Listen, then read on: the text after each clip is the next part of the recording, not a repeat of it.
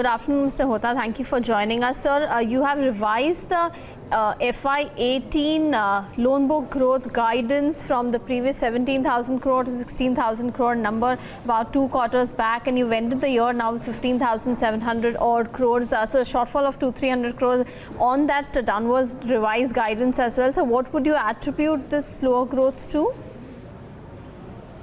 Yeah, when we made this projection of 17,000 crore, that point in time, whatever assumptions were made, based on that 17,000 crore loan book growth was okay. But if you see, in between, in the interim, the RERA played out. We are expecting that post-RERA, I think the market will stabilize quickly, but the states behave differently. Some states, wherever it has stabilized faster, there the growth rate has come back.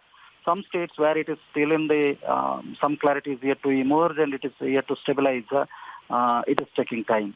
So these are all extraneous factors which are not in our hands. So that is how when January we post-December, post-Q3 numbers, that is why we revised it to 16,000 crore. But after that as well, there was some impact of the way we are expecting that the growth didn't return that way, because even now in Karnataka, the post-RERA, I think the market is the new launches and the new projects. The supply side issues are still there. I think it will take little time. Right now, the state is through the election process. So we expect that by Q2, I think things should stabilize and start looking up. Right. So your disbursement growth for the quarter also came in at about 9%. So does that, and given based on what you are saying, does that mean that the FY19 loan book guidance could also be muted? We have given a guidance of 24% growth to 19,500 crore.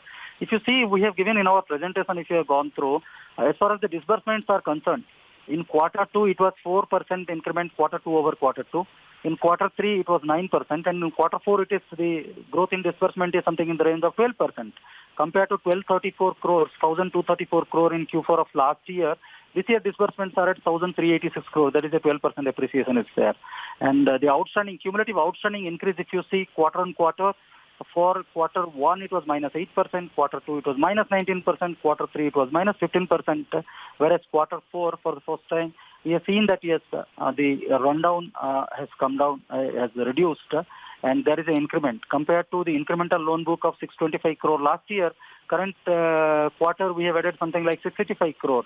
So there is the growth is returning back. That is why we wanted to show in those 3 slides that yes, we are resuming to the normalcy quickly. So just the last question before we can let you go. So the Canara Bank, of course, has said that they've called off their divestment plan to sell their 30% stake in Can Fin Homes, since the quotes that they received were not in tune with the valuation that they were expecting. So just trying to understand, what were the bidders not happy about? Why did they think that the valuations were too high or not justified? If you can, I understand that you said that all these pain that you're seeing is near term, but if you could tell us what your business plans are over, say, a 2-year period. Yeah, these last 2 years have seen really many things happening in the housing finance sector, whether it is demonetization, post-demonetization, RERA, then GST. There are so many things which happened. But as far as Canara Bank's stake sale process is concerned, and the questions you are asking, I am not privy to really those things, because as Can Fin management, we are not involved in that process. And that is how Can Fin and Canara Bank relationship has been, that Canara Bank has kept Can Fin without any intervention, and neither they don't intervene into the Can Fin's operations, nor Can Fin does look into all those things. But one thing, when the divestment process was stalled, the MD of Canara Bank had made it very clear that we are stalling the process and we are going to strengthen the company.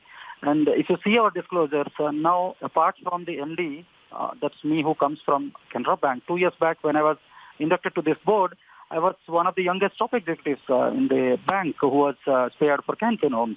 And now another young executive, Mr. Srikanth, with more than 10 years of service, he has been inducted to the board as the deputy MD. So the bank, the MD has walked the talk. And we should understand, from this we should understand the bank is serious about strengthening the company and taking it forward. All right, Mr. Hota, thank you very much for joining us here at Bloomberg. We appreciate your time. Back to you, Darshan. The stock down 4.5%. Not really happy with at least the near-term guidance, it looks like.